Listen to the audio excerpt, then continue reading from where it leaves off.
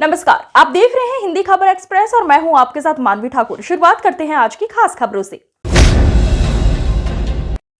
लोकसभा 2024 चुनाव की आगाज होने के बाद चुनावी सरगर्मियां तेज हो गई हैं। हापुड़ मेरठ लोकसभा से भारतीय जनता पार्टी के प्रत्याशी अरुण गोविल आज हापुड़ पहुंचे। यहां पहुंचकर उन्होंने सर्वप्रथम डॉक्टर बाबा साहेब भीमराव अंबेडकर व किसानों के मसीहा पूर्व प्रधानमंत्री चौधरी चरण सिंह की प्रतिमा पर माल्यार्पण किया। उसके बाद भाजपा प्रत्याशी गुरुद्वारे व चंडी महारानी के मंदिर में भी पहुंचे, जहां पहुंचकर उन्होंने अपना सर झुकाया और अपनी जीत की कामना की। इसके बाद भाजपा प्रत्याशी ने एक प्रेस कॉन्फ्रेंस भी की, जहां उन्होंने पत्रकारों के तीखे सवालों का भी जवाब दिया। जब पत्रकारों ने उनसे पूछा कि आपको बाहरी प्रत्याशी बताया जा रहा है, तो उसका जवाब देते हुए उन्होंने कहा कि मेरा जन्म मेरठ में हुआ था। यहां पर मैं 22 वर्ष तक रहकर अपना शिक्षण अध्ययन किया था। अब तक मैं टीवी के माध्यम से सभी देशवासियों के बीच में था, लेकिन अब भारतीय जनता पार्टी ने मुझे हापुड़ मेरठ लोकसभा से प्रत्याशी बनाया है। जीतने के बाद मैं लोगों के बीच में रहूंगा और उनकी समस्याओं का समाधान करने की पूरी कोशिश करूंगा।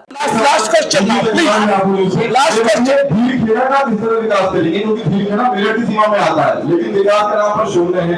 और उसकी इकोनॉमी की बात करें तो काफी इंपॉर्टेंट रोल है उसका प्रदेश की इकोनॉमी में। किस तरह विकास करेंगे भीलखेड़ा क्षेत्र का? देखिए, अगर आप कहते हैं कि उसका प्रदेश की इकोनॉमी में बहुत बड़ा रोल है, तो उसका तो विकास करना बहुत ही जरूरी हो जाएगा।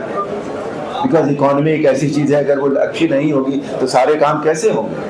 अरे एक लास्ट क्वेश्चन जी बताइए। आप बीजेपी में जुड़ने से पहले एक आदर्श रहे हैं रामायण के चलते हुए, और आप मेरठ से पहले भी जुड़े हुए हैं। तो जब आप एक आदर्श बन चुके थे, तब तक आपने मेरठ वासियों के लिए एक उम्मीद होती है कि ये हमारा आदर्श है, हमारे लिए कुछ करके जाएगा। अभी तक मेरठ में बीजेपी से जुड़ने से पहले क्या किया मेरठ में? आदर्श आप उस टाइम के सिर्फ मेरठ के ही लिए नहीं, अपरोक्ष रूप से आप उसे कह सकते हैं कि जब हमने रामायण की थी सन 87 में, उससे लेकर अब तक रामायण के द्वारा कितनी सेवा हुई है लोगों की, मुझे ये बताइए। उनकी नहीं, सुनिए मेरी बात सुनिए। उस सेवा के लिए मैं बहुत बड़ा जिम्मेदार इंसान हूँ। मेरे द्वारा हुई है वो सेवा, स्पिरिचुअल सेवा हुई है, संस्कृति की सेवा हुई है, मॉरल्स की सेवा हुई है, विचारों की सेवा हुई है, रिश्तों की सेवा हुई है। ठीक है। और जब संस्कृति की सेवा होती है तो जब तक हम अपनी संस्कृति से जुड़े होते हैं, इसका अर्थ ये होता है कि हम अपनी जड़ों से जुड़े होते हैं, और जड़ जो होती है वो हमारा राष्ट्रवाद होता है। तो हमने बात किया। Last question please. हाँ, अंतिम करवा रहे। हाँ, पूछो। लोकसभा चुनाव में हापुड़ में बीजेपी के अंदर कमजोरी देखी जा रही है, तो ये पार्टी की तरह माने इसको या? सर, ये इस सवाल का जवाब मैं नहीं दे पाऊंगा आपको, क्योंकि मुझे अंदाजा नहीं है इस बात का।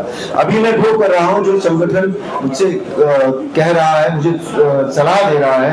राजेंद्र अग्रवाल जी जैसे अनुभवी लोग हैं, जयकरण जी जैसे अनुभवी लोग हैं यहाँ पर, तो इन लोगों की सलाह से जो मुझसे अभी बताया गया है कि भाई हमें ये करना है, अभी मैं उसी दिशा से अपने कदम बढ़ा रहा हूँ। आदरणीय, मैं आपसे ये पूछना चाहूंगा, हापुड़ दिल्ली के नजदीक है, एनसीआर का प्रमुख क्षेत्र है, और यहाँ की मूलभूत समस्या दिन में 12 घंटे जाम रहता है, स्वास्थ्य सेवाएं यहाँ पर नहीं है, उसके लिए क्या आपकी प्राथमिकता में है?